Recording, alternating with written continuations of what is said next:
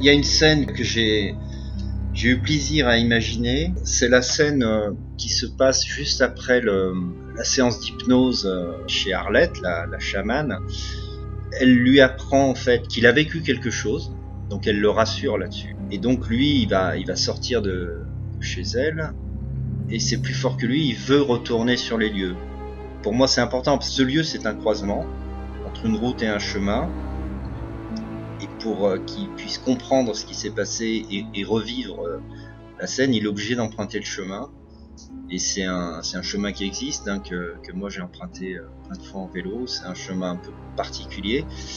Il va trouver quelque chose là-bas qui va à la fois le fasciner et puis l'inquiéter, et en même temps ça va être une sorte de trophée parce qu'il va récupérer des sous-vêtements féminins qu'il va garder. On ne comprend pas pourquoi il les garde.